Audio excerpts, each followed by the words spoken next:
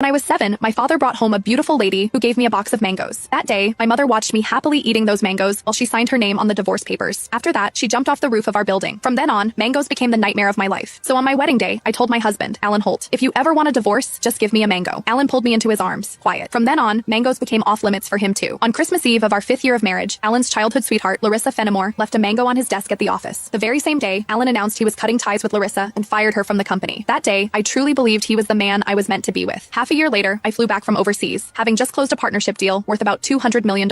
At the celebration dinner, Alan handed me a drink. After I had finished half the glass, his so-called childhood sweetheart, the woman who had been kicked out of the company, stood behind me with a big grin and asked, "Does the mango juice taste good?" I stared at Alan in disbelief, and he was trying hard not to laugh. "Don't be mad. Larissa insisted I played a little joke on you. I didn't actually give you a mango. I just gave you a bottle of mango juice. But I think she's right. The fact that you don't eat mangoes is a real problem. You were really enjoying that juice just now." My face went cold. I lifted my hand and threw the rest of the mango juice in his face, then turned around and walked away. Some things are never a joke. I wouldn't kid around with mangoes or divorce. Ms. Mendez, your stomach condition flared up again because of stress and emotional triggers. If there's something you really don't like to eat, you mustn't force it down again. The next time might not just be a stomach ache. We might have to remove part of your stomach. Stay in the hospital for observation for 1 day, and contact your family as soon as you can. When I heard the doctor say that, I went completely quiet. For the sake of a new project, I had been overseas for 39 straight days, working day and night, and I finally made it back in one piece. I never expected that at the celebration dinner, 1 glass of mango juice from Alan would land me right in a hospital bed. Out of habit, I tapped open my pinned chat on WhatsApp, typed 2 words, and then realized something felt off. Looking closely, I confirmed that it was Alan Holt. He had just changed his profile picture. Now, it was a green mango. While I was staring blankly at the chat window, Alan's call came through. He sounded cold. "I'm already home. Where are you?" I said nothing. Any other time, I would soften my voice and act like a spoiled little girl with him. But tonight, I honestly didn't know what to say. Alan sounded annoyed. "Myra, how long are you planning to keep this up?" "I'm at the hospital." Alan went quiet. He had never shown much interest in my health. He would never have guessed that 1 glass of mango juice from him would send me straight to the emergency room. "Stay put at the hospital. I'm coming over right now." I didn't want to deal with him, but my body was so weak that I didn't feel like moving at all. Time dragged by. The doctor came in to check on me 3 different times, and Alan still didn't show up. Right before I went to sleep, I glanced at my phone one last time and saw Larissa Fenimore's new post on her social feed. Every time I get hurt, my knight in shining armor shows up. I'm so lucky. The picture under it was a shot of Alan putting a bandage on her. Larissa's profile picture was a yellow mango. It was pretty, but it made me sick. Alan and I had known each other for 10 years, and he had always known exactly where my bottom line was. After so many years in business, he also knew perfectly well how to keep a proper distance from other women. But now, he kept crossing that line again and again. In that case, our marriage and the newest project I had negotiated no longer needed to exist. I had closed a $200 million deal in West Arkin that could have changed the company's future, but at that moment, it didn't matter anymore. When I woke up the next morning, Alan hadn't sent a single message or made a single call. I wasn't even angry. After the follow-up check confirmed I was fine, I went straight home to a 5,300 square foot luxury villa that Alan and I had bought the previous year. 7 years ago, when we graduated, we squeezed into a basement room and shared 1 cup of instant noodles. 5 years ago, when we registered our marriage, we ate at a street food stall and went home with a tiny 4-inch cake. Now, I was alone in a huge empty house, nursing my wounds by myself.